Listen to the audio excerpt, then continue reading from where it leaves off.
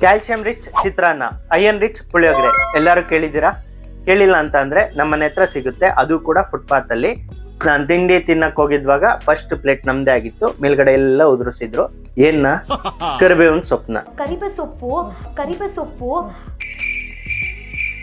ಅದನ್ನ ನೋಡಿದ ತಕ್ಷಣ ಒಂದು ಥಾಟ್ ಬಂತು, ಹೇಗೆ ದೊಡ್ಡ ದೊಡ್ಡ ಬ್ರ್ಯಾಂಡ್ಸ್ಗಳು ಮಾರ್ಕೆಟಿಂಗ್ ಮೂಲಕ ನಮ್ಮನ್ನ ಜನನ್ನ ಫೂಲ್ ಮಾಡ್ತಿದ್ದಾರೆ ಅಂತ.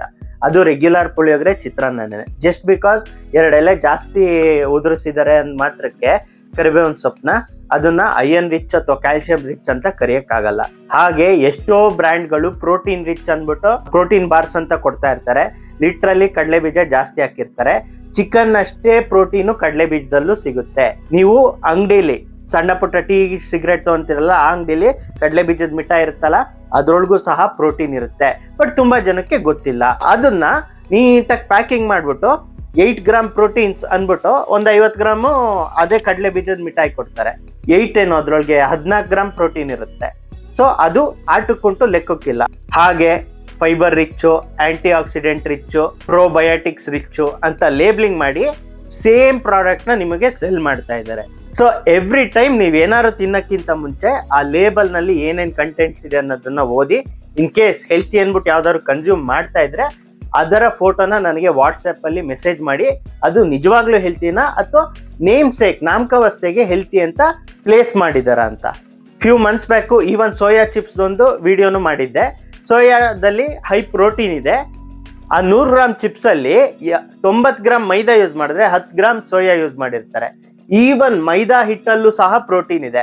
ಅದೆರಡು ಕಂಬೈನ್ ಮಾಡ್ಬಿಟ್ಟು 10 ಗ್ರಾಮ್ 15 ಗ್ರಾಮ್ ಪ್ರೋಟೀನ್ ಅಂತ ಮೆನ್ಷನ್ ಮಾಡಿರ್ತಾರೆ. ಅದು 100 ಗ್ರಾಮ್ಸ್ ಅಲ್ಲಿ, ಬಟ್ ಪ್ಯಾಕೆಟ್ ಇರೋದು 30 ಗ್ರಾಮ್ಸ್ ಮಾತ್ರ.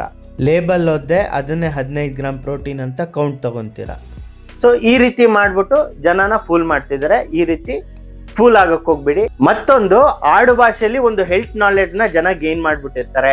ನಾಟಿ ಕೋಳಿ ಮೊಟ್ಟೆ ಒಳ್ಳೇದು ಫಾರಂ ಕೋಳಿಗಿಂತ, ಸೊ ಯಾವ್ದೋ ಒಂದು food iron rich, magnesium rich, zinc rich, ಕಾಯಿ ಕಾಯಿ ನುಗ್ಗೆಕಾಯಿ ಮಹಿಮೆಗೆ, ಅಥವಾ ಕ್ಯಾಲ್ಸಿಯಂ ರಿಚ್ಚು ಅಂತ ಮಾತಾಡ್ಕೊಂಡ್ ಬಂದಿರ್ತಾರೆ. ಬಟ್ ಪ್ರಾಕ್ಟಿಕ್ಯಾಲಿಟಿ ನೋಡಿದಾಗ ಅದು ಇರೋದೇ ಇಲ್ಲ. ಈ ಕರಿ ಲೀವ್ಸ್ ಹೇಳಿದ್ನಲ್ಲ, calcium rich food around 893 milligrams ನಿಮ್ಗೆ 100 ಗ್ರಾಮ್ಸ್ ಅಲ್ಲಿ ಕ್ಯಾಲ್ಸಿಯಂ ಸಿಗುತ್ತೆ. ನಮ್ಮ ಡೈಲಿ ರಿಕ್ವೈರ್ಮೆಂಟ್ 1000 ಇಂದ 1200 ಮಿಲಿಗ್ರಾಮ್ಸ್. ಬಟ್ ನಾವು 100 ಗ್ರಾಮ್ ತಿಂದ್ರೆ 893 ಮಿಲಿಗ್ರಾಮ್ಸ್ ಕ್ಯಾಲ್ಸಿಯಂ ಸಿಗುತ್ತೆ ಹೊತ್ತು ಈ ಪುಳಿಯೋಗರೆ, ಚಿತ್ರಾನ್ನ ಅಥವಾ ಇನ್ನೊಂದು ಯಾವುದೋ ಒಂದಷ್ಟರೊಳಗೆ ಕರಿಬೇವಿನ ಸೊಪ್ಪು ಉದುರಿಸ್ತಿರ್ತಾರಲ್ಲ, ಅಷ್ಟು ತಿಂದ ತಕ್ಷಣ 893 ಮಿಲಿಗ್ರಾಮ್ ಕ್ಯಾಲ್ಸಿಯಂ ನಿಮ್ಗೆ ಸಿಗಲ್ಲ. ಬಿಕಾಸ್ ನೀವು ತಿಂತಾ ಇರೋದು ಹಾರ್ಡ್ಲಿ 4 ರಿಂದ 5 ಎಲೆಗಳು ಮಾತ್ರ.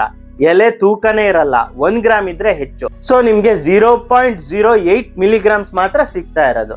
ನಮ್ಮ ಆಡು ಭಾಷೆಯಲ್ಲಿ ಬಂದಿರೋ ಥಾಟ್ಸು ಕೂಡ ಸೈನ್ಸ್ ಮೂಲಕ ಫ್ಯಾಕ್ಟ್ಸ್ ಚೆಕ್ ಮಾಡಿ ನೀವು ಅದನ್ನ ನಿಮ್ ಡಯಟ್ಗೆ ಆಡ್ ಮಾಡ್ಬೇಕಾ, ಕೌಂಟ್ ಮಾಡ್ಬೇಕಾ ಅನ್ನೋ ಕನ್ಸಿಡರೇಷನ್ಗೆ ಬರಬೇಕು.